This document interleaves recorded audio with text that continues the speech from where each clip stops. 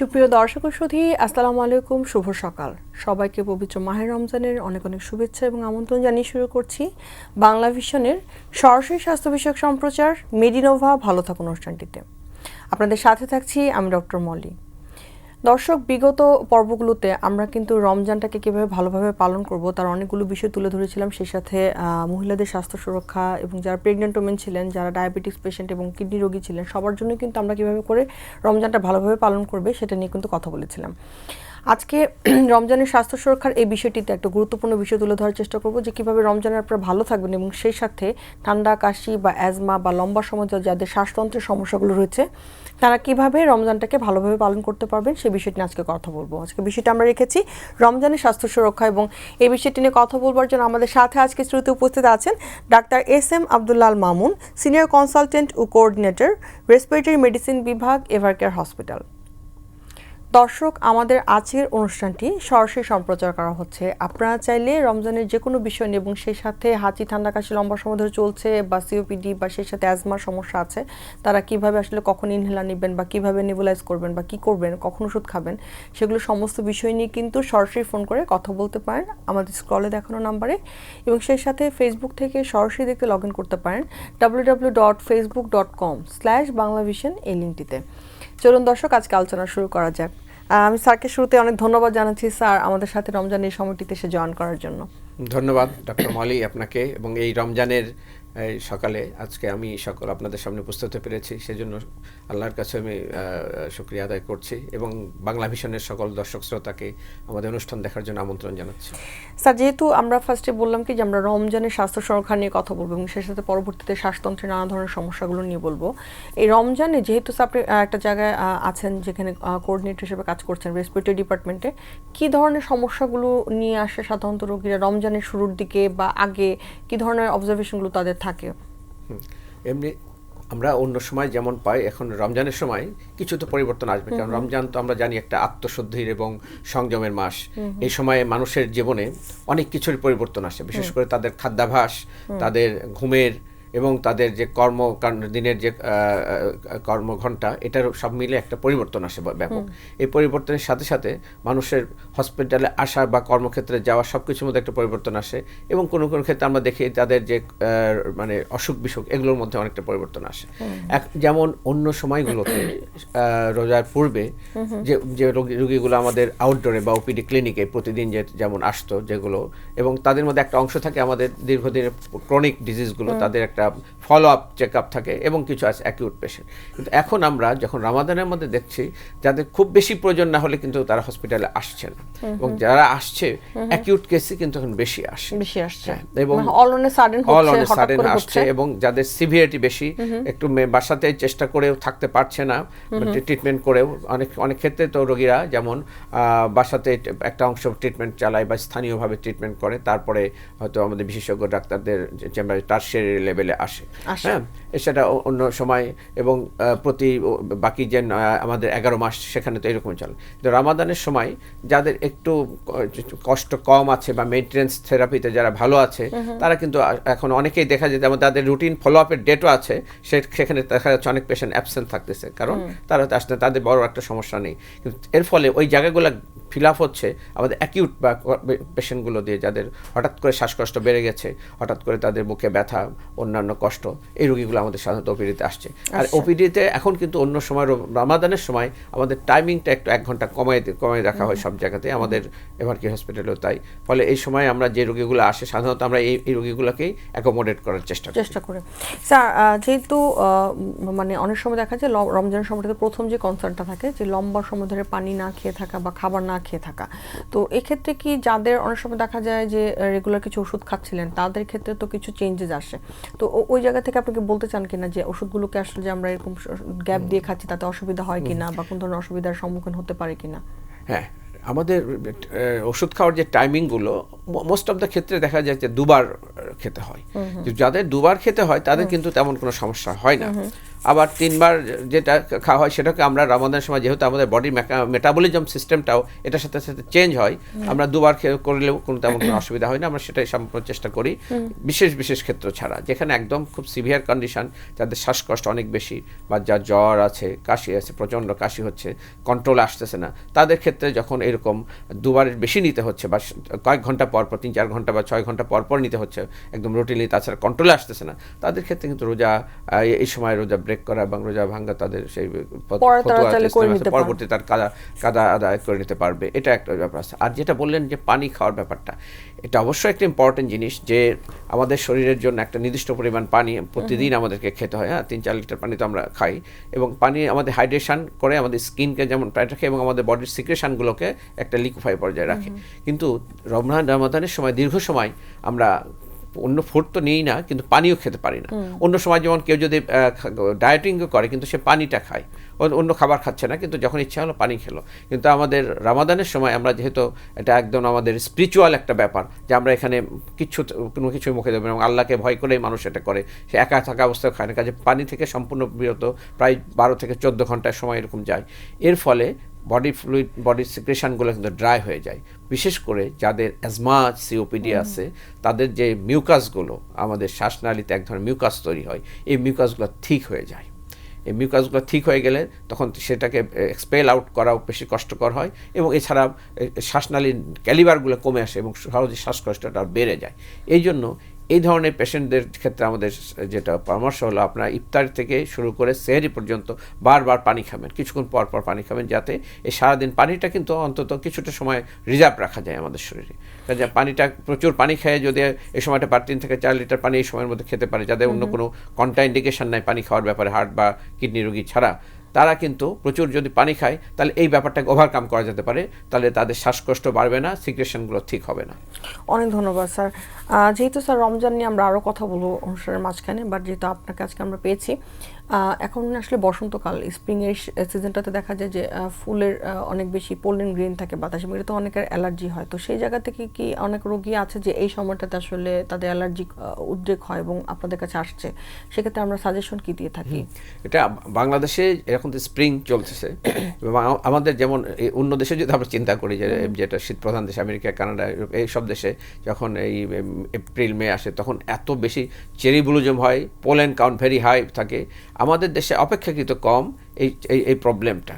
তো তারপরেও এই মাসটা যেটা যাচ্ছে ফেব্রুয়ারি এবং মার্চ প্রথম অংশ, এখানে বাতাসে বিভিন্ন এলাকায়, কারণ এখন ঢাকাতে কিন্তু বনায়ন প্রচুর বেড়েছে, বিশেষ করে আমাদের অন্য সিটিগুলোতে, ঢাকা এবং অন্যান্য সিটিগুলোতে প্রচুর এখন দেখা যায় প্রত্যেকটা বাসাতেই কিন্তু আমরা বাসা এবং ছাদ কৃষির ফলে যেমন আমাদের বনায়নটা অনেক বেড়েছে, এবং ফুলের গাছ যেখান থেকে ফ্লাওয়ার থেকে আমাদের পোলেন সৃষ্টি হচ্ছে এবং বাতাসে পোলেন কাউন্টটা বেশি থাকে, এটা কিন্তু দেখতে পায় না, এবং এটা অনেকে ব্যাপারে কোনো আইডিয়াও নেই। কারণ পোলেন কাউন্টটা বেশি হলে এই সময় হঠাৎ করে কিন্তু অ্যাজমা এক্সাজারেশন হয়, বিশেষ করে যাতে অ্যালার্জি, অ্যাটোপিক অ্যাজমা, এবং এই মানুষগুলো ভেরি মাচ সেন্সিটিভ টু দুটোর থিং, একটা মাইটস আর একটা পোলেন। তার মধ্যে পোলেনটা হচ্ছে ফুল গাছগুলো থেকে আসে, বাতাসে যদি পোলেন কাউন্ট বেশি হয় এই সময় তার অবশ্যই তার অ্যাটাক বেড়ে যাবে। সেই জন্য যে সমস্ত এলাকাতে এই আমরা যদি জিওগ্রাফিক্যালি ঢাকা সিটিকে আমরা দেখি গাছ যে পালা যেগুলো জায়গায় বেশি, যেমন আমাদের সংসদ ভবন এলাকা, যে গণভবন যেটা আগে ছিল, এলাকাতে প্রচুর গাছপালা আছে। আবার এদিকে মিন্টুরের এলাকায় গাছপালা প্রচুর বেশি, আবার অনেক জায়গায় গাছপালা কিন্তু কম। এই যে সমস্ত জায়গায় গাছ বেশি, আবার জাহাঙ্গীরনগর ইউনিভার্সিটিতে আমরা এক সময় একটা পরিসংখ্যান করা হয়েছিল যে ওখানে পোলেন কাউন্টটা খুব বেশি হয়। এইরকম যে সমস্ত জায়গা, ঢাকা ভার্সিটি এলাকাতেও এরকম সম্ভব, যেখানে প্রচুর গাছপালা এবং পোলেনের সম্ভাবনা বেশি, সেই সমস্ত জায়গায় কিন্তু আমরা মাস্ক ইউজ করতে পারি। ডে টাইমে এই সময়টা একবার 2 মাস এটা যদি মাস্ক পরে থাকে, যাদের অ্যাজমা পেশেন্ট আছে তাদের ক্ষেত্রে এটা একটা উপকারী। মানে ওইসব জায়গাগুলোতে যখন যাবে, যেহেতু যেখানে আসলে আউটডোরে যখন আলো বাতাস দেয়, কিন্তু সেই সাথে যদি ওইসব জায়গাগুলোতে যাওয়া হয় বেশি, তাহলে সেক্ষেত্রে আসলে আমাদের একটা প্রোটেকশন হয়ে যাবে। আউটডোর অ্যাক্টিভিটির সময় আমরা একটা মাস্ক ইউজ করতে পারি ফর টাইম বিং, সব সময়ের জন্য। রোজাতে স্যার, যেহেতু আবার রোজার মধ্যে আসছে আমরা কথাটাতে, রোজাতে দেখা যায় কি স্যার, অনেক সময় ইনহেলার বা নেবুলাইজেশন, এই ব্যাপারটাতে অনেক সময় থাকে যে হঠাৎ করে তারা হয়তো একটা অ্যাজমা উদ্রেক করলো, বা রেগুলার যারা ইনহেলার নিচ্ছেন সকালে বা রাতে, তাদের একটা টেনশন থাকে যে তাদের রোজাটা কি ভেঙে যাচ্ছে কিনা, বা ইনহেলার নিলে বা নেবুলাইজ করলে কি রোজা ভেঙে যায় কিনা, বা এই ধরনের ব্যাপারটাতে যদি স্যার একটু বলেন যে আসলে কি তাই হয় কিনা। হ্যাঁ, এটা তো একটা খুব সার্বজনীন একটা কোশ্চেন, এটা প্রতি সময় আমাদেরকে এই প্রশ্নের সম্মুখীন হতে হয়। তো আমাদের ঔষধ গ্রন্থ ইসলামের নিয়মেই আছে যে একটা যে রোগাক্রান্ত হবে তার জন্য তার দাওয়া আছে, তার জন্য তার ট্রিটমেন্ট আছে, সেই ট্রিটমেন্টে যেভাবেই হোক তাকে সেই ট্রিটমেন্টটাকে গ্রহণ করতে হবে। এবং একটা মানুষকে তার জীবনকে সংকটাপন্ন করে ঔষধ ব্যবহার বন্ধ করে রোজা করবে এমন কিন্তু ইসলামিক বিধান নাই। ইসলামিক স্কলাররা যারা ইসলাম ফিকাবিদ আছে তারা এই ব্যাপারে স্পষ্ট বলে দিয়েছেন, তাদের জীবন সংকটাপন্ন হলে বা অতিমাত্রায় কষ্ট হলে তাকে রোজা সে কাজা আদায় করে নিতে পারবে। এই ব্যাপারগুলোতে যেমন আমাদের খুব কমনলি অ্যাজমা এবং সিওপিডি এবং ব্রঙ্কিয়েকটেসিস, অন্যান্য আরও কিছু অসুখ যেগুলোতে আমাদের ইনহেল মেডিকেশন ইউজ করতে হয়, নেবুলাইজার ইউজ করতে হয়, শ্বাসকষ্ট বেড়ে গেলে ইনহেলার ব্যবহার করতে হয়। তো এইগুলো আমরা কি করতে পারি? বিশেষ করে ইনহেলার ব্যবহারের ক্ষেত্রে নেবুলাইজেশনের ব্যাপারে একটু যে এখানে ওয়াটারের কন্টেন্টটা বেশি থাকে, কিন্তু ইনহেলার ব্যাপারে কিন্তু আমাদের ইসলামিক স্কলার যারা আসছেন, আপনারা যদি দেখি যে বর্তমানে ওয়ার্ল্ডে যারা সর্বজন স্বীকৃত সবার যারা তাদের আছে এমন কিছু মানে ইসলামিক স্কলার আছে, যেমন ইউসুফ আল কাতবি, উনি মিশরীয়, হ্যাঁ, তারপর আব্দুল আজিজ আছেন সৌদি আরবিয়ান, ইনাদের যে থটগুলো এবং এদের থট স্কুল অফ থট, তাদের ওখান থেকে তাদের যে মাসালা এবং তার যে ইয়েগুলো দিয়েছেন, সেক্ষেত্রে বলা হচ্ছে আমরা ইনহেলার দিনের বেলা ইউজ করতে পারি। ইনহেলার দিনের বেলা ইউজ করলে তেমন কোনো সমস্যা নেই, কারণ ইনহেলার যে মেডিকেশনটা directly go to the respiratory tract, এটা খাদ্যনালীতে যাওয়ার কোনো সুযোগ নেই।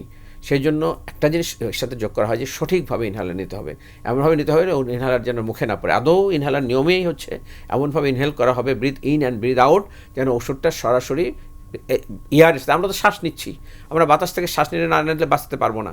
কাজে যদি আমাদের এমন হতো যে না শ্বাস নেওয়া যাবে না, শ্বাস নিলে রোজা ভেঙে যাবে, তা তো না। শ্বাস নিচ্ছি, বাতাস ঢুকতেছে, যে কোনো বাতাস আমরা নিচ্ছি, এই বাতাসের সাথেই আমাদের ইনহেলারের যে মেডিকেশনগুলো সেটা আমাদের শ্বাস নালীতে চলে যাবে। এবং যদি আমরা উইথ ট্রিক্স এবং খুব এক্সপার্টলি নিতে পারি, সেক্ষেত্রে মুখেও ডিপোজিট হবে না বা খাদ্যনালীতেও যাবে না। সো আমাদের ইনহেলার নেওয়ার ব্যাপারে স্ট্রিক্টলি মতামত আছে, এবং বিখ্যাত দুইজন আমাদের যেটা ইসলামিক স্কলার, তাদের থেকে আমি যেটা নাম বললাম, এদের মতামত হচ্ছে যে ইনহেলার ব্যবহার করা যাবে। এটার বিপরীতেও আছে কিছু যারা ইসলামিক চিন্তাবিদের মধ্যে আরেকটা গ্রুপ আছে, তারা বলছে না, এটাতে রোজা ভেঙে যেতে পারে, কারণ এটাতে ওয়াটার কন্টেন্ট থাকে যেটা আমাদের খাদ্যনালীতে যেতে পারে।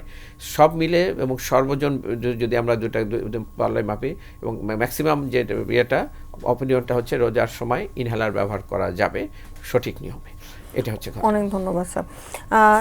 স্যার, এখন আরেকটা ট্রেন্ড খুব চলছে, সেটা হচ্ছে যে 1 বছর ধরে বা 1.5 বছর ধরে দেখা যাচ্ছে যে ঠান্ডা কাশি লেগেছে, এবং ঠান্ডা কাশি লাগার পর আগে যেরকম 10-12 দিন পরে হয়তো বা একটু আমরা চা কফি বা হোম রেমেডিগুলো নিলে ঠিক হয়ে যেত, এখন দেখা যাচ্ছে সেটা ঠিক হচ্ছে না এবং অনেক দিন ধরে হচ্ছে, এবং এটাতে গলার ব্যথা থেকে শুরু করে সমস্ত বিষয়গুলো হচ্ছে। তো এখানে কি স্যার সবসময় ব্যাকটেরিয়া থাকে বা ভাইরাসজনিত কারণে হচ্ছে কি না, বা এরকম লম্বা সময় ধরে হওয়ার পিছনে কারণগুলো যদি স্যার বলেন যে আপনারা কি পাচ্ছেন আসলে, কেন এরকম লম্বা সময় ধরে ঠান্ডা কাশি থাকছে এবং ভালো হচ্ছে না? জি, খুব সুন্দর একটা প্রশ্ন করেছেন। এটা এখন এত বেশি আমাদের দৈনন্দিন আমাদের যে ওপিডি ক্লিনিকে ওগুলো আসতেছে, বিশেষ করে আমরা খুব একটা মজার জিনিস হয় যে যারা রিসেন্ট অনেকে আসতেছেন ওমরা করে আসতেছেন, ওমরা করে আসার পরে দেখা যাচ্ছে আসতেছে হিস্ট্রিতেই পাওয়া যাচ্ছে আমরা ওখান থেকে কাশি শুরু হয়েছে অথবা আসার পরে কাশি শুরু হলো। এছাড়া বিভিন্ন প্রোগ্রামে অ্যাটেন্ড করার পরে, বিভিন্ন সোশ্যাল অনুষ্ঠানে যাওয়ার পরে বা মসজিদ থেকে আসার পরে অনেকের এরকম হচ্ছে। এবং সেক্ষেত্রে যদি আমি জিজ্ঞাসা করি যে আপনার কি জ্বর হয়েছিল, অনেকে বলতে পারেন, কিন্তু যদি আপনার গা গরম ছিল বা জ্বর ভাব ছিল, হ্যাঁ, আদতে এই জিনিসগুলো শুরুটাই হয় একটা ইনফেকশন দিয়ে।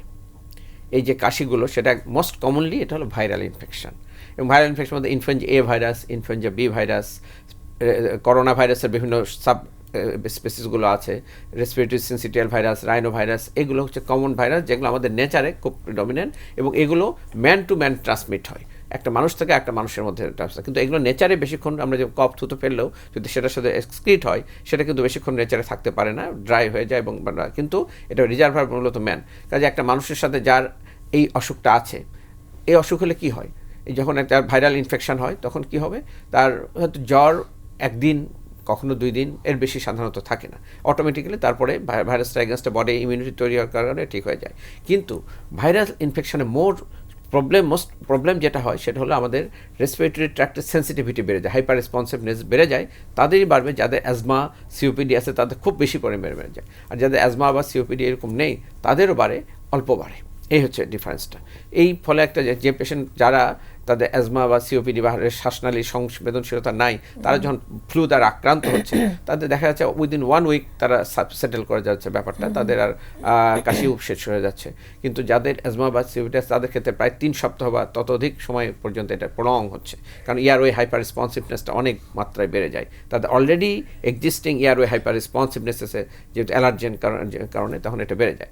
এবং আমরা দেখতে পাই যে কাশি ভালো হচ্ছে না দীর্ঘদিন, এবং যখন আবার দেখা গেল এটা হতে হতে একটা পর্যায়ে পেশেন্ট কমপ্লেন করলো তার আগে ছিল না, এখন আবার স্পুটাম বা কফ বের হচ্ছে এবং ইয়েলো কালার, তখন সম্ভব তখন চিন্তা করতে হয় যে সুপার ইম্পোজ ব্যাকটেরিয়াল ইনফেকশন হলো কিনা। ইনিশিয়ালি এটা শুরু হয় ভাইরাল ইনফেকশন দিয়ে, পরবর্তীতে এটা যদি সাবসাইড না করা যায় তখন এটা সময় পর আবার অনেক যেটা ব্যাকটেরিয়াল ইনফেকশন হয়, তখন আবার নতুন করে হয়তো জ্বর আসলো, পেশেন্ট একবার জ্বর হয়ে ভালো হয়ে গেছে বুঝতে পারেন, আবার নতুন করে জ্বর আসলো এবং কফ যেটা থিক স্পুটাম বের হতে লাগলো, ইয়েলো কালার স্পুটাম বের হতে লাগলো, তখন আমাদের সাসপিশন এসে যায় যে ব্যাকটেরিয়াল ইনফেকশন। তখন কোনো কোনো ক্ষেত্রে আমরা এম্পেরিক্যালি আমাদের যেটা মোস্ট কমনেস্ট অ্যান্টিবায়োটিক যেগুলো আমরা কমিউনিটি অ্যাকোয়ার্ড নিউমোনিয়ার ক্ষেত্রে থেকে সেগুলো শুরু করে দিই, অথবা কফটাকে খুব বেশি সিভিয়ার না হলে কফটাকে আমরা কালচারে পাঠাই। কালচার পাঠার পর উইদিন শর্ট টাইমের মধ্যে রিপোর্টটা চলে আসে। এখন আরও অনেক নতুন শর্ট টাইমের মধ্যে একটা কালচার পাঠাতে প্রায় আমাদের পাঠানোর পরে 72 আওয়ার 3 দিন সময় লেগে যায় এটা রিপোর্টটা আসতে। কিন্তু এখন এমন কিছু ইনভেস্টিগেশন, বিশেষ করে আমাদের এভার কেয়ার হসপিটাল আছে, যেমন আমরা রেসপিরেটরি প্যানেল করতে পারি, তারপরে বায়োফায়ার এই টেস্টগুলো করতে পারি, যেগুলো উইদিন শর্ট টাইম 3 to 4 আওয়ার্সের মধ্যে রিপোর্ট চলে আসে। তখন অর্গানিজম ডিটেক্টেড হলে আমরা কোনটা মানে কি আইডেন্টিফাই করার চেষ্টা করি সাধারণত? হ্যাঁ, এটা তো দুটাই ব্যাকটেরিয়া এবং ভাইরাস ধরে যায়। রেসপিরেটরি প্যানেল যেটা আমরা দিই, রেসপিরেটরি প্যানেলের দুইটা পার্ট থাকে, একটা ভাইরাল একটা ব্যাকটেরিয়াল। যেমন ভাইরাসে মানে একদম ফার্স্ট একদম একটা লম্বা একটা চার্ট চলে আসে কোনটা আছে কোনটা নাই, তার মধ্যে যেমন এখন স্যার এখানে একটা প্রশ্ন থাকছে, সেটা হচ্ছে যে মানে কারো যদি ঠান্ডা কাশি লাগলো এবং কতদিন পরে আসলে তার মনে করা উচিত যে না আমার এখন আসলে ডক্টরের শরণাপন্ন হওয়া উচিত, বিকজ যেটা কি ভাইরাল না ব্যাকটেরিয়াল সেটা দেখার জন্য, কারণ সেই অনুযায়ী যদি আমি জিজ্ঞাসা করি আর কি যে সে কতদিন পরে আসলে আসবে একটা রোগী? না, একটা হলো যে এটা কষ্টের মাত্রা যে একটা পেশেন্টের যদি প্রচণ্ড এমন ইন্ট্রাক্টেবল কফ হয়, সে কফটা তাকে তার লাইফকে হেল্প করে দিচ্ছে, সে বুকে মাসলগুলো ব্যথা হয়ে যাচ্ছে, তার শ্বাস নিতে পর্যন্ত কষ্ট হচ্ছে, ঘুমাতে পারছে না, এবং বিশেষ করে ছেলেদের থেকে মেয়েদের বিষয় ইউরিনারি ইনকন্টিনেন্স পর্যন্ত হয়ে যায় হেলদি পারসনের। এই যে প্রবলেমগুলো, তখন তো আর দেরি করার সময় নাই, সে ফার্স্ট ডে বা সেকেন্ড ডে বা থার্ড ডেতে তখন চলে আসতেছে। ইনিশিয়ালি হয়তো বাসাতে সে রেমিডিগুলো চেষ্টা করছে, কনভেনশনাল যে রেমিডিগুলো আমরা যেমন স্টিম ইনহেলেশন নিল বা একটু আদা বা লং এগুলো মুখে দিল অথবা কফ সিরাপ খেলো, কিন্তু এটা করার পরে যখন সে কষ্ট কমে না তখন ইমিডিয়েটলি সে আমাদের কাছে চলে আসে। যখন আমাদের কাছে চলে আসে তখন তার সিভিয়ারিটি অফ সিমটম দেখে আমাদের তো ট্রিটমেন্ট করি আমরা কীভাবে, একটা ট্রিটমেন্ট হয়, একটা treatment of the what are treatment of the why. যে কষ্ট সে কষ্ট কমানোর একটা চিকিৎসা, আর কেন হচ্ছে সেটাকে ফাইন্ড আউট করে সেটার চিকিৎসা দেওয়া। তো এইসব ক্ষেত্রে যদি কষ্টের মাত্রা অনেক বেশি হয় তখন প্রথমেই তাকে আমরা ইনভেস্টিগেশনের আগে তাকে সিমটোমেটিক ট্রিটমেন্টটা দিয়ে দিতে হয়। মানে তার ইমিডিয়েট মেজারমেন্টটা, হ্যাঁ, সিমটোমেটিক ট্রিটমেন্টটা দিয়ে তার কষ্ট কমানোর জন্য যা কিছু, সেক্ষেত্রে আমাদের নেবুলাইজেশন দিতে হতে পারে, আমাদেরকে অ্যান্টিবায়োটিক ইনিশিয়ালি শুরু করতে পারে যদি আমার কাছে মনে হয় যে ওনার অ্যান্টিবায়োটিক প্রয়োজন আছে। স্যার এই যে মানে এই যে ঠান্ডা কাশি ভালো হচ্ছে না যে অনেকদিন ধরে, এটার বেশিরভাগ কারণ কি আপনারা স্যার ব্যাকটেরিয়া পাচ্ছেন নাকি ভাইরাস জনিত কারণটা আমরা বেশি পাচ্ছি? অধিকাংশ ক্ষেত্রে ভাইরাস, এটা অধিকাংশ ক্ষেত্রে ভাইরাস, এবং এটা যখন প্রলং হচ্ছে তখন এটার মধ্যে আবার bacterial infection, superimpose bacterial infection হয়ে যাচ্ছে, এবং সেটাই আমরা পাচ্ছি।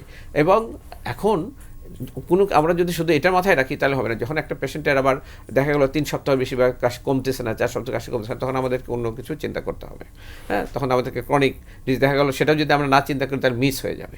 সেক্ষেত্রে আমাদের টিউবারক্লোসিস হয়তো আগে ছিল না, এখন অ্যাগ্রাভেট হচ্ছে, সেটা আবার রিইনফেকশন হয়েছে বা রিকারেন্স হয়েছে, সেটা আমাদের টিবি এক্সক্লুড করার চিন্তা করতে হবে যদি আমাদের কাশি 3 সপ্তাহের বেশি থাকে। স্যার এখানে একটা আর প্রশ্ন থাকছে যে ইদানিংকালে আমরা অনেক আগে থেকে বলছিলাম, বাট অ্যাওয়ারনেসটা সেরকমভাবে হয়তো ডেভেলপ করেনি, বাট রিসেন্টলি যেটা সবাই এটাতে আওয়ার, সেটা হচ্ছে ভ্যাকসিনেশন। এই ইনফ্লুয়েঞ্জা বা নিউমোনিয়া এই ধরনের ভ্যাকসিনেশনগুলোকে আমাদেরকে এই ফ্লু জাতীয় বিষয়গুলো থেকে কি আসলে একটু প্রিভেন্ট করতে পারে কিনা? অফকোর্স, এটা তো আমাদের এখন এটা আমাদের একটা ভালো একটা নিয়ম এবং নর্মাল ট্রেন্ড হয়ে গেছে, যেটা উন্নত বিশ্বে অনেক আগে থেকে ছিল, আমেরিকা, ইউরোপ, কানাডাতে। এবং এটা হলো আমরা তাদেরকে বেশি দিয়ে থাকি যারা এক্সট্রিম অবেস, 60 অ্যান্ড অ্যাবাভ, এবং চাইল্ডহুডে তাদেরকে এটা বেশি ইম্পর্টেন্ট। তো ইনফ্লুয়েঞ্জা ভ্যাকসিনটা মোটামুটি আমাদের সবার জন্যই, হ্যাঁ, একটা বাচ্চাদের ক্ষেত্রে নির্দিষ্ট শিডিউল 6 বছর বা একটা নির্দিষ্ট বয়সের পর থেকে দেয়, যেটা পেডিয়াট্রিশিয়ানরা দেখবে। কিন্তু ইনফ্লুয়েঞ্জা ভ্যাকসিনটা আমরা যে কোনো বয়সে যে কোনো অবস্থায় আমরা নিতে পারি, কারণ এটাতে আপনাকে ইউ আর নট গ্যারান্টেড যে আপনার আর ফ্লু হবে না, কিন্তু ওইটাতে দেখা গেছে এটার পর যখন আমরা বিভিন্ন স্ট্যাটিস্টিক্স যদি আমরা চিন্তা করি, আমরা পরিসংখ্যানগুলো দেখি এবং এটা রিসার্চ যা পাওয়া গেছে তাতে প্রিপন্ডারেন্স বা প্রিভ্যালেন্সটা কমে আসে। ইনফ্লুয়েঞ্জা ভ্যাকসিন যদি আমরা প্রতি বছর নিই তাহলে আমাদের রেসপিরেটরি ট্র্যাক্টে এই ইনফ্লুয়েঞ্জা ভাইরাসে আক্রান্ত হওয়ার সম্ভাবনা কমে আসে। কিন্তু আপনাকে একবারে গ্যারান্টেড না যখন একজন মানুষ নিল সে চ্যালেঞ্জ করতে পারবে কেন আমার হলো এটা করতে পারবে না, অবশ্যই তার অন্য একটা ভ্যারাইটি দিয়ে হতে পারে। কারণ আমাদের যে ভাইরাসগুলো, আমি অনেকগুলো ভাইরাসের নাম বলেছি, একটা শুধু না, অনেকগুলো ভাইরাস যেগুলো আমাদের আক্রান্ত হতে পারে। কিন্তু আমরা যেটা সাধারণত দিচ্ছি ইনফ্লুয়েঞ্জা ভাইরাস, যেটা ইনফ্লুয়েঞ্জা এ এবং ইনফ্লুয়েঞ্জা বি ভাইরাস, এটার এগেনস্টে এটা কাজ করে। এবং এটার মজার ঘটনা হলো এটা প্রতি বছর দিতে হয়। কারণ হলো ইনফ্লুয়েঞ্জা ভাইরাসটা এমনই খুব দুষ্ট ভাইরাস, এটা সব সময় এটা চেঞ্জ হতে পারে, মিউটেশন হতে থাকে। এবারে তার যে জেনোটাইপ এটা যে ফলোড বাই ফেনোটাইপ, এটা এবার যেমন আছে নেক্সট বারে সেটা চেঞ্জ হয়ে যাবে। আর এটার মিউটেশনটা হওয়ার ফলে তখন এটা ওই আগের যে ভ্যাকসিনটা ছিল সেটা আর ওটাতে কাজ করবে না। এই জন্য প্রতিবার কিন্তু নিউ ভ্যাকসিন আসে, প্রতি ইয়ারলি যে ভ্যাকসিনটা একটা আসলো, যে লটে আসলো সেটা আমাদের একটা নির্দিষ্ট সময়ের মধ্যে শেষ করে ফেলতে হয়, না কারো যদি এক্সেস থাকে যায় সেটাকে তারা ডিস্ট্রয় করে ফেলে, এবং নতুন একটা লট আসলে সেই ভ্যাকসিনগুলো আবার দিতে হয়। এই জন্য ফ্লু শট সেম ডেটে, আমরা যেটা ফ্লু সিজন সেম ডেটে প্রতি বছর সবাইকে দিতে বলি, যাদেরকে আমরা অ্যাডভোকেট করে থাকি। আর একটা হলো নিউমোনিয়া ভ্যাকসিন। নিউমোনিয়া ভ্যাকসিনটা সাধারণত যাদের নিউমোনিয়া হয়েছে বা নিউমোনিয়া ইমিউনো কম্প্রোমাইজ পেশেন্ট বা হেলথ কেয়ার ওয়ার্কার, এছাড়া নর্মালি হচ্ছে 60 অ্যান্ড অ্যাবাভ মানুষদের জন্য আমরা নিউমোনিয়া ভ্যাকসিনটা সারা ওয়ার্ল্ডে অ্যাডভোকেট করে থাকি। বাধ্যতামূলকই বলা যায়, তাদের হেলথ কেয়ার সিস্টেমের মধ্যে বা মেডিকেয়ার সিস্টেমের মধ্যে এটা দেখা হলো যে 60 অ্যান্ড অ্যাবাভদেরকে দিতে হবে। কিন্তু তার নিচে বয়সে তাদের যদি দেখা গেল যে একাধিকবার নিউমোনিয়া হয়েছে বা তারা ইমিউনো কম্প্রোমাইজ, তাদেরকে আমরা নিউমোনিয়া ভ্যাকসিন দিতে বলি। এটাও একই অবস্থা, এটা প্রিভেনশন করে। এটা আমাদের যে নর্মাল যে ব্যাকটেরিয়াগুলো আমাদের কমিউনিটি অ্যাকুয়ার্ড ব্যাকটেরিয়া, সেগুলো থেকে আমাদের নিউমোনিয়া হওয়াটাকে প্রিভেন্ট করে, বাট নট গ্যারান্টেড। অনেক ধন্যবাদ স্যার। অ্যাজমার কথাতে আমরা আসছিলাম যে অ্যাজমাতে সবসময় একটা কমন ধারণা থাকে যে ইনহেলারই একমাত্র হয়তো বা সলিউশন, বাট অ্যাজমা থেকে আমরা শুধুমাত্র ইনহেলার ইউজ করি কিনা, বা এটা ছাড়াও কি আমরা আসলে নিজস্ব কোনো পদ্ধতিতে আসলে কি অ্যাজমাটাকে কন্ট্রোল করতে পারি কিনা লাইফস্টাইল মডিফিকেশন করে? হ্যাঁ, প্রথম হলো অ্যাজমার ডায়াগনোসিসটা ইম্পর্টেন্ট। যে অনেকে তো শ্বাসকষ্ট হলে তাকে অ্যাজমা মনে করে, তো আমরা অধিকাংশ ক্ষেত্রে দেখা যায় যে শ্বাসকষ্ট হলে সেটা অ্যাজমা না। এবং আমরা সেই জন্য পেশেন্টদেরকে আমরা ওটা বলি অ্যাজমা প্রপার, দেখা গেলো অ্যাজমা না অথচ অ্যাজমা ইনহেলার ব্যবহার করে যাচ্ছে। আবার কেউ হয়তো ইমার্জেন্সিতে আসলে প্রচণ্ড শ্বাসকষ্ট নেয়, একটা ইয়াং মেয়ে, তারপরে তাকে নেবুলাইজার দিচ্ছে, অক্সিজেন দিচ্ছে, কিছু কমতেছে না, হয়তো সে দেখা গেলো তো মেন্টাল স্ট্রেস বা যে কোনো কন্ডিশনে। সো আমাদেরকে অ্যাজমা ডায়াগনোসিস করতে হবে।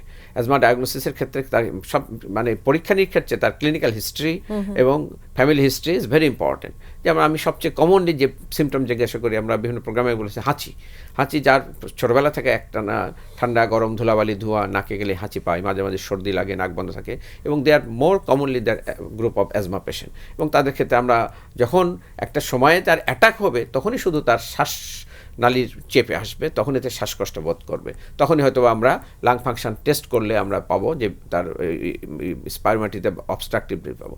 কিন্তু মোস্ট অফ দ্য টাইমে যখন সে কন্ট্রোলে থাকবে, কোনো সারা বছর কোনো অসুখ নাই, দিনের পর দিন সে কন্ট্রোলে আছে, তখন দেখা যায় লাং ফাংশন নর্মাল পাওয়া যাবে। কোনো ক্ষেত্রে সেক্ষেত্রে আমরা একটা টেস্ট করে ব্রঙ্কো প্রভোকেশন টেস্ট করলে নর্মাল পারসন যার শ্বাসকষ্ট নাই, এখন স্পাইরোমেট্রি করলে নর্মাল পাওয়া যাবে, সেটাকে ইনডিউস করা হয় একটা ব্রঙ্কো কনস্ট্রিক্টর এজেন্ট দিয়ে, তখন তার শ্বাসনালীতে চেপে আসে, যেটা নর্মাল পারসনের ক্ষেত্রে হবে না, কিন্তু অ্যাজমা আছে যাদের, তাদের ক্ষেত্রে চেপে আসবে। এটা দিয়ে আমরা অ্যাজমা ডায়াগনোসিস করতে পারি, এবং অ্যাজমা ডায়াগনোসিসের পরে তাকে তখন আমরা মেডিকেশনগুলো দিই, এবং ইনহেলার মেডিকেশন আছে। একটু যেটা আপনি বলেছিলেন যে আমরা ইনহেলার ছাড়া তো অবশ্যই আরও অনেকগুলো আছে, তবে সবচেয়ে ফ্রেন্ডলি এবং সবচেয়ে ইজি ট্রিটমেন্ট হচ্ছে ইনহেলার, কারণ এর সাইড ইফেক্ট সবচেয়ে কম। আমরা যদি ওরাল ফর্মে, ইনজেক্টেবল ফর্মে, সাপোজিটরি ফর্মে যে কোনো ওষুধ দিই, সেটা যেমন goes to our whole body, আমাদের 37 ট্রিলিয়ন সেল বডিতে সব জায়গায় চলে যাবে, ইফেক্ট অ্যান্ড সাইড ইফেক্ট। কিন্তু আমরা যদি ইনহেলার মেডিকেশনগুলো প্রপারলি নিতে পারি, অনলি দ্য ব্লাইন্ড এড আমাদের ট্রাকিয়া, ব্রঙ্কিওলে চলে যাবে, যেখানে যা সারা রক্তে অন্য কোথাও যাবে না, শরীরে ছড়বে না, কোনো সাইড ইফেক্ট হবে না। সবচেয়ে ফ্রেন্ডলি হচ্ছে এটা। এছাড়া আমাদের আরও আছে মেডিকেশন, যেগুলো যখন এগুলোতে কন্ট্রোল হচ্ছে না, তখন নিউয়ার যে প্রোডাক্টগুলো সেগুলো আসছে, অনেকগুলো সিস্টেম আছে, সেটা আমরা স্টেপ বাই স্টেপ হয়তো আমরা সময় থাকলে আলোচনা করব। আমরা এই যে অ্যাডভান্স ট্রিটমেন্টগুলো সম্পর্কে জানবো, তার সেই সাথে একটা গুরুত্বপূর্ণ প্রশ্ন থেকে যাবে, আমরা জানবো, সেটা হচ্ছে স্যার মন্টেলুকাস্টের লম্বা সময় ধরে ব্যবহারটা আসলে কতটুকু যুক্তিগত। তার আগে স্যার একটা ছোট বিরতি নিয়ে এসে আমরা বাকি গুরুত্বপূর্ণ আলোচনাগুলো করবো। ওকে।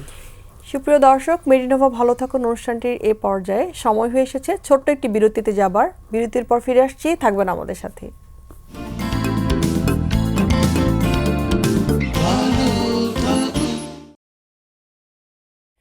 সুপ্রিয় দর্শক, বিরতি শেষে আবারও ফিরে এলাম মেডিনোভা ভালো থাকুন অনুষ্ঠানটিতে। আমরা রমজানের স্বাস্থ্য সুরক্ষা নিয়ে কথা বলছিলাম এবং সেই স্বাস্থ্যতন্ত্রের নানা বিষয়গুলো নিয়ে কথা বলছিলাম, এবং যেহেতু বসন্তকাল এবং রোজা এবং সামনে ঈদ, সবকিছু মিলিয়ে যে আমরা কীভাবে ভালোভাবে আসলে ঈদটাকে উদযাপন করতে পারি এবং রোজাটাকে পালন করতে পারি। স্যার, যাওয়ার আগে একটা খুব গুরুত্বপূর্ণ প্রশ্ন ছিল, অনেকের প্রশ্নটা থাকে যে অ্যাজমা ডায়াগনোসিস হয়েছে অথবা ছোট বাচ্চা থেকে একদম বয়স্ক পর্যন্ত, মানে অ্যাজমাটাকে প্রিভেন্টিভ একটা মেজারমেন্ট হিসেবে আমরা দেখা যায় মন্টেলুকাস জাতীয় ওষুধ খেতে দেই, লাইফ লং 10 মিলিগ্রাম করে রাতের বেলা তারা খায়। তো এই যে এইটার কি কোনো সাইড ইফেক্ট আছে কিনা? অনেক সময় শোনা যায় যে ডিপ্রেশন হয় বা এই ধরনের বিষয়, এটা নিয়ে যদি একটু আমাদের সাথে শেয়ার করেন। মন্টেলুকাসকে আমরা কখনোই সারা জীবন ধরে খেতে বলি না, এবং এটা রোগীরা সেলফ মেডিকেশন হিসাবে করে। আমরা একটা রোগীকে যেমন ম্যাক্সিমাম 1 মাস 2 মাস 3 মাস পরে আমি আমার পার্সোনাল যোগীগুলো করি, এবং অধিকাংশ ফিজিশিয়ানরাই তাই করে, এটা ক্লোজ করে দেয়, প্রেসক্রিপশনে থাকে না। কিন্তু এটা হলো যেমন একটা জিনিস যে এটার কোনো সাইড ইফেক্ট খুব বেশি নাই, নিরাপদ ওষুধ। সেই জন্য যে কোনো কোয়াক লেভেলের ডাক্তার বলেন, এমবিবিএস ডক্টর বলেন বা ফার্মেসিতে গেলেও যে কোনো একটা ওষুধ বলে প্রথমে এই ওষুধটার নাম বলে, ফলে রোগীরা খাওয়া শুরু করে দেয়, ডাক্তারের কাছে না এসে ওটা ট্রাই করে। কিন্তু মূলত মন্টেলুকাস যে ড্রাগসটা, যে মেডিসিনটা, এটা কিন্তু অ্যাজমাকে এককভাবে কন্ট্রোলের কোনো সুযোগ নাই। আমরা যখন এটাকে অন্য মেডিকেশনগুলোর সাথে দিই তখন এটা একটা কম্বাইন্ডলি এটা ইফেক্ট করে। হ্যাঁ, এটা তো মূলত এটা কী করে, লিকোট্রিন ইনহিবিট করে। ফলে আমাদের লিকোট্রিন হচ্ছে একটা ব্রঙ্কো কনস্ট্রিক্টর এজেন্ট। এই লিকোট্রিনগুলো যদি আমরা মাসেল স্টেবিলাইজ থাকে তাহলে আর রিলিজ হয় না। এই জন্য আমরা যখন পেশেন্টকে আমরা যেটা আমরা ইনহেল মেডিকেশনগুলো 1 মাস 2 মাস 3 মাস দেওয়ার পরে, যখন long acting therapy, combined therapy যেটা আমি দিলাম, দেওয়ার পরে যদি তার ইয়ারওয়ে হাইপার রেসপন্সিভনেসগুলো কমে আসে এবং মাসেল স্টেবিলাইজেশনগুলো হয়ে যায়, তখন কিন্তু এই ইয়াটার কোনো মন্টেলুকাসের কোনো প্রয়োজন থাকে না। তবে এটার সুবিধা হলো যে এই ওষুধটার সাইড ইফেক্ট কম। তবে দীর্ঘমেয়াদী ব্যবহারে আমরা যেগুলো বিভিন্ন স্টাডিতে আসছে, যেটা সাইকিয়াট্রিক প্রবলেম, এটা অনেক সময় ডিপ্রেশন, এগুলো আসে ফর লং টাইম। তবে সেক্ষেত্রে স্যার বন্ধ করার সময়টা বা এটা সময় আসলে আমরা কিভাবে নির্ধারণ করতে পারবো? এটা কি ডক্টর ফলো আপে থাকা উচিত কিনা, বা কতদিন পর পর আসা উচিত ডক্টরের কাছে? ডক্টর ফলো আপে থাকা উচিত, এবং আমরা তো সাধারণত ওইভাবেই যে আমরা ম্যাক্সিমাম একটা না 1 মাস 2 মাস 3 মাস পরে এটা বন্ধ করে দিতে পারি। হ্যাঁ, তবে অধিকাংশ ক্ষেত্রে এটা ডক্টর ফলো আপ করে, ডক্টরকে জিজ্ঞাসা করে এটা বন্ধ করা উচিত, এবং শুরু করার ক্ষেত্রেও ডক্টর একটা পরামর্শ নেওয়া উচিত। অনেক ধন্যবাদ স্যার। অ্যাডভান্স ট্রিটমেন্টের সম্পর্কে একটু জানতে চাচ্ছিলাম যে যেহেতু স্যার আমরা প্রত্যেকটা ডিজিজের কিন্তু অ্যাডভান্স ট্রিটমেন্ট এখন আমাদের দেশে অ্যাভেলেবল হচ্ছে, সো সেক্ষেত্রে আমরা এই যে শ্বাসতন্ত্রের নানা ধরনের সমস্যাগুলোর অ্যাডভান্স ট্রিটমেন্টে যদি বলি যে আমাদের তো দুটো, যেমন অনেক তো শ্বাসনালীর অসুখ, কিন্তু অসংখ্য, আমরা মাত্র হয়তো কয়েকটা নিয়ে কথা বলতেছি, তার মধ্যে যেহেতু দুটা খুব আমাদের প্রিডমিনেন্ট এবং প্রিভিলেন্ট, সেটা হচ্ছে অ্যাজমা এবং সিওপিডি, এবং দুটার ক্ষেত্রে অনেক অ্যাডভান্স ট্রিটমেন্ট এখন অ্যাভেলেবল। যেমন আমরা প্রথমে তো যেটা ফার্স্ট লাইন ট্রিটমেন্ট, আমরা স্টেপ 1, স্টেপ 2, স্টেপ 3, স্টেপ 5 পর্যন্ত আমাদের যে ম্যানেজমেন্ট অ্যাজমার ক্ষেত্রে, সেগুলো আমরা পেশেন্টের অ্যাকর্ডিং টু সিভিয়ারিটি অনুযায়ী এটা প্রেসক্রাইব করে থাকি। এগুলোতে মোস্ট অফ দ্য পেশেন্টের ক্ষেত্রে কন্ট্রোলে চলে আসে, কিন্তু স্টারবর্ন কিছু কন্ডিশন, তারপরে কিছু আছে যেমন পারসিস্টেন্ট ব্রঙ্কিয়াল অ্যাজমা, এগুলো অনেক ক্ষেত্রে পেশেন্ট রেসপন্স খুব কম, এবং অনেক ক্ষেত্রে পোর কমপ্লায়েন্স, পেশেন্ট এই যে ইনহেল মেডিকেশনগুলো নিতে পারে না সঠিকভাবে, এটাই ম্যাক্সিমাম একটা কারণ হয় আমার অবজারভেশনে। এই পোর কমপ্লায়েন্সের কারণে, পোর টেকনিকের কারণে তার কন্ট্রোলে আনতে পারে না, অ্যাজমাটা ঠিকমতো সে মানে অ্যাজমার ইনহেলারটা শেষে নিতে পারে না এবং কন্ট্রোলে আনতে পারে না। এই জন্য আমাদের সাথে একজন দর্শক জয়েন করেছেন, আমরা তার ফোনটা নিচ্ছি, নিয়ে আমরা আলোচনায় আসছি। জি হ্যালো দর্শক, আসসালামু আলাইকুম, আপনার নাম বলে প্রশ্নটি করুন। জি জি, আমি বিকরিম, বাড়িদারা বসুন্ধরা থেকে। আমি স্যারের কাছে জানতে চাচ্ছি যে অ্যালার্জির যে একটা ভ্যাকসিন প্রিভেনশনের জন্য মাস্টেল বেজোফিটের গায়ে যে আইজিই থাকে অ্যান্টিবডি, এটাকে ক্রনিক্যালি ভ্যাকসিনের সাহায্যে ডিসেন্সিটাইজেশন করা যায়, আইজিজি করা যায়, যার ফলে অ্যালার্জির রি-এক্সপোজার হইলে তখন ট্রিগার হয় না এবং অ্যালার্জেন রিলিজ হয় না, হিস্টামিন এগুলি রিলিজ হয় না, অ্যাজমার অ্যাটাক হয় না। এই ইমিউনোলজিক্যাল থেরাপিটা ক্রনিক ডিসেন্সিটাইজেশন আইজিই কে জি করা, এইটা আমাদের দেশে কি প্র্যাকটিস হয় কিনা? আচ্ছা দর্শক আমাদের সাথে থাকুন স্যার, এটা আমাদের একবার প্রশ্নটা এসেছিল যে আইজিই কে আইজিজি করা যায়, এটা কি করা যায় কিনা? এটাই তো যে আমাদের আইজিটা তো একসময় আমাদের আইজিটা আলাদা, আর আইজিই যেটা আছে, আইজিটা হচ্ছে মূলত এটা পলিভ্যালেন্ট, হ্যাঁ, এটা মাসেলের গায়ে লাগানো থাকে এবং একটা যখন এটা বাইরে থেকে অ্যান্টিজেনগুলো এটার গায়ে লাগে তখন এটা পার্টারবেশন অফ দ্য মাসেল, তখন এটা ব্রেকডাউন অফ দ্য মাসেল হয়, এখান থেকে রিলিজ হয় যে প্রোডাক্টগুলো। সেই জন্য খুব আমরা ওটা আমি এই প্রসঙ্গে আসতে যাচ্ছিলাম, তখন উনি প্রশ্নটা করেছেন। তো আমরা খুব কমনলি যেটা অ্যান্টি অ্যালার্জিক, যেটা ওমালি জুবাব আমাদের বাইরের দেশগুলোতে আরও, এখন আমাদের দেশে ওমালি জুবাবটা অ্যাভেলেবল, তারপরে mepolizumab, benralizumab, these are the group of biological product. এই বায়োলজিক্যাল প্রোডাক্টগুলো মূলত অ্যান্টি আইজিই মেডিটেড, এগুলোকে আমরা আমাদের দেশে আমাদের হসপিটালগুলোতে প্রায় এখন চিকিৎসকরা আমাদের ফিজিশিয়ানরা দিচ্ছেন এবং আমাদের এভারকে হসপিটাল মতো নিয়মিত দিই। আমরা প্রতি মাসে একটা করে ভ্যাকসিন দিচ্ছি, যেটা জলিয়ার, যেটা একটা এখন মাত্র একটা কোম্পানির পাওয়া যায়, যেটা নোভার্টিসের, ওটা হলো জলিয়ার। তো জলিয়ারটা হলো আপনার ওমালি জুবাব। এটা কি করে, এটা আইজিইগুলোকে ব্লক করে দেয়, আইজিগুলোকে ব্লক করে দেয়, ফলে অ্যান্টিজেন সেটার সাথে মিট করতে পারে না। এর ফলে রিলিজ মাস সেল থেকে জিনিসগুলো রিলিজ হবে, এগুলো হতে পারে না। কিন্তু একটা পেশেন্টের যদি আইজি লেভেল অনেক বেশি থাকে, আমরা যদি পরবর্তীতে এটা দেওয়ার পর চিন্তা করি যে এটা আইজি লেভেলটা কমে গেল, তাও কমবে না, নাম্বার সেটা কিন্তু সেম থাকবে, কিন্তু এটার অ্যাক্টিভিটিটা কমে যাবে, এটা ব্লক হয়ে যাবে। সো এটা একটা মডার্ন ট্রিটমেন্ট, যেটা আমরা ইমিউনোলজিক্যাল ট্রিটমেন্ট বা বায়োলজিক্যাল ট্রিটমেন্ট, এটার মাধ্যমে আমরা এই আইজিগুলোকে ব্লক করে দিতে পারি। আইজিগুলো যদি ব্লক হয়ে যায়, তাহলে কিন্তু আমাদের অ্যালার্জিক প্রিপন্ডারেন্স বা অ্যাটোপি যেটা, এটা একদম কমে আসে। এবং এটা আমার নির্দিষ্ট সময় প্রতি বছর আমরা মাসে একটা করে দিই, বা 3 সপ্তাহ পর একটা করে, সাধারণত 1 মাসে দিই, যে 6 মাস, এরপরে আমরা গ্যাপ দিয়ে আবার এটা দেওয়ার একটা। অনেক ধন্যবাদ স্যার। যেহেতু আমরা শেষের দিকে আছি, ছোট্ট করে স্যার যদি আপনি যেটা বলতে চাচ্ছিলেন যে সিওপিডির সাথে স্মোকিং, যেটা এই রোজাতে আসলে আমরা চাইলেও কিন্তু অনেকটা প্রিভেন্ট করতে পারি, এটা নিয়ে যদি একটু ছোট্ট করে আমাদের সাথে শেয়ার করেন। হ্যাঁ, সিওপিডিতে তো আমরা জানি যে অন্যতম নিয়ামক হচ্ছে ধূমপান এবং তার সাথে এনভায়রনমেন্টাল পলিউশন। তো এনভায়রনমেন্টাল পলিউশনটা যেমন একটা কন্ট্রোলের ব্যাপার আছে, একটা ন্যাশনাল এবং ইন্টারন্যাশনাল পর্যায়ের ব্যাপার, আর একটা স্মোকিংয়ের ব্যাপারটা হলো একজন সেলফ, আমার নিজের হাতে নিজে থেকে এবং এটাকে বন্ধ করতে পারি। এটা যেহেতু number 1 positive agent of COPD, সেই ক্ষেত্রে ধূমপান অবশ্যই আমাদের, যখন একটা পেশেন্টটা আমাদের কাছে আসে এবং সিওপিডি ডায়াগনোসিস হয়, ফার্স্ট ট্রিটমেন্টের মধ্যে আমরা তাকে রিহ্যাবিলিটেশনের পার্ট হিসাবে তাকে আমরা ধূমপান বন্ধ করতে বলি। এবং ধূমপান বন্ধ করাটা বললেই সে যে বন্ধ করবে সেটা পারে না। এটার জন্য বিভিন্ন এনভায়রনমেন্টের ব্যাপার লাগে, বিভিন্ন ইনভলভমেন্ট লাগে, বিভিন্ন মেডিকেশন লাগে, করতে হয়। তবে এই যে রোজার সময়টা, এটা একটা golden opportunity to quit smoking. একটা সময় যারা ধূমপান করে তারা দেখা গেল 1 ঘন্টা বা 2 ঘন্টা পরে আবার ধূমপান করে, না করে থাকতে পারে না।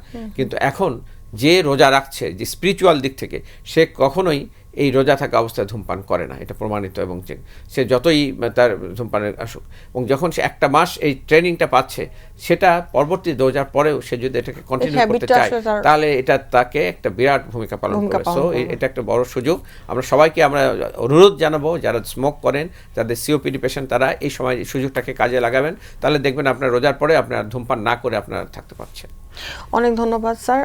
যেহেতু আমরা শেষ পর্যায়ের দিকে আছি, রোজা নিয়ে সামান্য একটু কথা বলি। যাদের হচ্ছে অ্যাজমা থাকে বা যে শ্বাসতন্ত্রের সমস্যাগুলো থাকে, তাদের কিন্তু সবচেয়ে বড় কষ্টটা থাকে যে শ্বাসটা ঠিকমতো নিতে পারছে না বা এই ধরনের প্রবলেমগুলো। সেগুলোর ক্ষেত্রে কি আসলে এই রোজা রেখে পরবর্তীতে এক্সারসাইজ করা বা ফিজিক্যাল অ্যাক্টিভিটি করাগুলো কি ঠিক হবে কিনা বা করা যাবে কিনা? আপনি রোজা থেকে ফিজিক্যাল অ্যাক্টিভিটি, রোজা থেকে সাধারণত নর্মাল লাইট ফিজিক্যাল অ্যাক্টিভিটি করতে কোনো অসুবিধা নাই। তবে যেগুলো যাদেরকে আপনি সাধারণত ব্রিদিং এক্সারসাইজ কোনো আমরা দিয়ে থাকি, সেগুলো রোজার সময় করা আমরা মানে তাদেরকে অ্যাভয়েড করতে বলি। এগুলো প্রয়োজন নাই। কিন্তু এখন রোজার সময়, রোজা থেকে তার শ্বাসকষ্ট কন্ট্রোলের জন্য তার যে নিয়মিত মেডিকেশনটা ইফতার এবং সেহরের সময় করবে, এবং দৈনন্দিন অ্যাক্টিভিটিতে যা কিছু করার সবই করবে, সে কোনোটা থেকে রাখবে না। যে এগুলো হয়তো রেসপিরেটরি এক্সারসাইজ, বিশেষ করে সিওপিডি পেশেন্টদের ক্ষেত্রে আমাদের যেগুলো দেওয়া থাকে, তারা যদি রোজা রাখে, এই সময় রোজার পরে, ইফতারের পরে এই এক্সারসাইজগুলো তারা করবে আর কি। অনেক ধন্যবাদ স্যার। সামনে যেহেতু আর কিছুদিন পরে আর আমাদের আনন্দের ঈদ আসছে, ঈদের উদ্দেশ্যে স্যার যদি কিছু বলতে চান যে কিভাবে আমরা আসলে এটাকে আরো ভালোভাবে পালন করতে পারি, বা কি কি খাবারগুলো আসলে আমরা অ্যাভয়েড করতে পারি, কোন খাবারগুলো খেলে আসলে কোনো অসুবিধা হবে না, সেটা যদি একটু আমাদের সাথে শেয়ার করেন। আবার ট্রাভেল করে অনেকে যাচ্ছে অনেক জায়গায়। আমাদের সমাগত এখন এই সপ্তাহ থেকে কিন্তু ট্রাভেলিংগুলো শুরু হবে। কাজে আমি সবাইকে ঈদের অগ্রিম শুভেচ্ছা জানাচ্ছি, আমাদের পেশেন্ট যারা আছেন এবং যারা দর্শক শ্রোতা আছেন। এবং ঈদের সময়টা তারা খুব সতর্ক থাকার চেষ্টা করবেন। বিশেষ করে এখন আমাদের ট্রাভেলিংটা ইম্পর্টেন্ট। আর ট্রাভেলিংয়ের সময় বাসায় পুষতে হবে, ঈদ করতে হবে, এটা সবার প্রিয়জনদের সাথে আনন্দ করবে, এটা আমাদের সবারই কাম্য। এবং এটা করতে যেয়ে যদি কোনো দুর্ঘটনার শিকার হন তাহলে কিন্তু তাদের জন্য একটা বিরাট মানে দুঃখজনক পরিণতি সৃষ্টি হবে। আর বিশেষ করে যারা শ্বাসকষ্টের রোগী আছেন তারা এই সময় অবশ্যই ইনহেলারটার সাথে ক্যারি করবেন। তারা যে মহিলা হোক পুরুষ হোক, মহিলাদের তো সুবিধা, তাদের একটা ব্যাগ থাকে হাতে ক্যারি করে।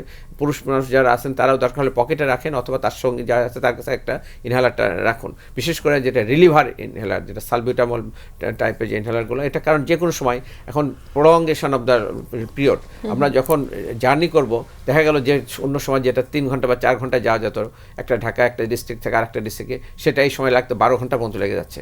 ফলে এই দীর্ঘ সময়ে তার কষ্ট বেড়ে যেতে পারে, শ্বাসকষ্ট বেড়ে যেতে পারে। এই সময় তার ইনহেলার ব্যবহার প্রয়োজন হতে পারে এবং সে যেন এটা অবশ্যই সাথে রাখে। আর রেগুলার মেডিকেশন, যেটা আপনার ইফতারি করে যদি সিহারি করে বের হন, সিহারির আগে যে খাবার ওষুধগুলো দেওয়া ছিল সেটা আপনি খেয়ে নেবেন, মিস করবেন না অবশ্যই।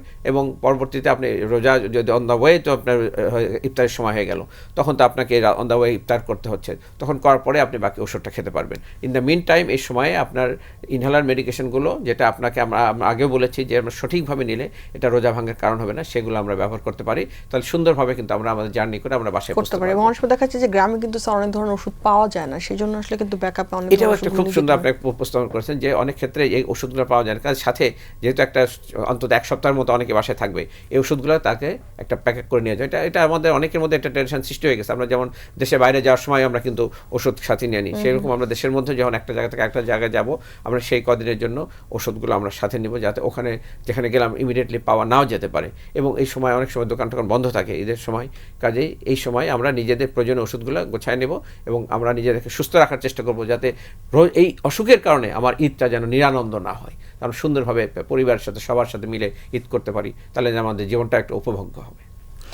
অনেক ধন্যবাদ স্যার। যেহেতু আমরা কথা বলছিলাম শ্বাসতন্ত্রের নানা বিষয় নিয়ে, যদি এরকম হয় যে অনেক সময় অ্যাটাক হয়, নেবুলাইজেশন না থাকে আশেপাশে, তাহলে সেক্ষেত্রে কি কোনো ধরনের হোম রেমেডি বা কিছু একটা কি করা যেতে পারে কিনা, যেটাতে আসলে ইমিডিয়েট আমরা মেজারমেন্টটা নিতে পারি বা কিছু করতে পারি? কারণ রোজার সময় দেখা যায় যে গরুর মাংস বা এই ধরনের ব্যাপারগুলো খাওয়ার ব্যাপারটা থাকে, অনেক সময় হঠাৎ করে একটা অ্যাটাক হয়, তো সেই জায়গাতে স্যার কি মানে মেজারমেন্ট নেওয়া যেতে পারে? এখন হলো যে ইমার্জেন্সি যেটাই হোক, শ্বাসনালীর অসুখের ক্ষেত্রে বিশেষ করে যেটা বলছেন যাদের অ্যালার্জি প্রবলেম আছে তাদেরকে অনেকে কিন্তু গরু মাংসতে অ্যালার্জি থাকতে পারে, এবং এই রোজার সময় বা ঈদে যেহেতু সবচেয়ে বেশি হয়তো খাওয়া হবে, খাওয়ার পরে ইমিডিয়েটলি অ্যাটাক হওয়ার সম্ভাবনা অনেক বেশি। এবং অনেক পেশেন্ট এই সময় ইমার্জেন্সিতে হসপিটালে আসে, আমাদের হসপিটালেও আসে, সারা দেশে হসপিটালেতে যায় রোজার সময় এই এটার কারণে। যখন এটা হবে তখন একটা হলো আমি যেটা আগে বললাম, তার সাথে যদি একটা রিলিভার মেডিকেশন থাকে, সে যত বড় শ্বাসনালীটা তো চেপে আসবে। মূলত কী হয়, অ্যালার্জি জনিত কারণে তার এয়ারওয়ে হাইপার রেসপন্সিভ বেড়ে যায় এবং শ্বাসনালী চেপে আসে। তখন ইমিডিয়েটলি যদি সে 1 বার 2 বার 3 বার সঠিকভাবে ইনহেলারটা মেডিকেশনটা নিতে পারে, তাহলে কিন্তু সে হসপিটালেও যেতে হয় না, ইমিডিয়েটলি আমার ক্রমে তারপরে তার রেগুলার মেডিকেশন শুরু করলো। অনেক বাসায় দেখবেন যাদের বিশেষ করে ছোটো বাচ্চারা আছে তাদের প্রায় বাসায় কিন্তু নেবুলাইজার থাকে, এটা একটা ট্র্যাডিশন। কাজে প্রয়োজন হলে সে নেবুলাইজার বা 1 বার 2 বার নিয়ে নিল। আর যে কোনো এখন উপজেলা লেভেলের যে কোনো হসপিটাল পর্যন্ত একটা হাইড্রোকর্টিসন ইনজেকশন দিতে পারে, সেটা দিলে কিন্তু তার কষ্টটা কমে আসবে। অনেক অনেক ধন্যবাদ স্যার আমাদের সাথে আজকে জয়েন করার জন্য। আমরা অনেকগুলো গুরুত্বপূর্ণ তথ্য আসলে আপনার কাছ থেকে নিয়েছি স্যার। আপনাকে অগ্রিম ঈদের শুভেচ্ছা। অনেক অনেক ধন্যবাদ স্যার। সকলকে বাংলা ভিশনের সকলকে আমি ঈদের শুভেচ্ছা জানাচ্ছি। সুপ্রিয় দর্শক, মেরিনোভা ভালো থাকুন অনুষ্ঠানে আজকে আমরা রমজানের স্বাস্থ্য সুরক্ষা নিয়ে কথা বলছিলাম এবং সেই সাথে শ্বাসতন্ত্র কীভাবে ভালো রেখে আমরা এই রমজানটা পালন করতে পারি এবং সেই সাথে সুন্দরভাবে ঈদ উদযাপন করতে পারি সেগুলো নিয়ে আলোচনা করেছি। দর্শক, আবারও দেখাবো আগামী সপ্তাহে। তার আগে আপনাদেরকে অবশ্যই অগ্রিম ঈদের শুভেচ্ছাও জানাচ্ছি। যারা আমাদের সাথে ছিলেন তাদেরকে অনেক ধন্যবাদ। যারা দেখতে পারেনি তার লিঙ্কে জয়েন করে দেখে নেবেন। আবারও দেখা হবে, ততদিন পর্যন্ত অপেক্ষায় থাকুন, সুস্থ থাকুন এবং অবশ্যই ভালো থাকুন।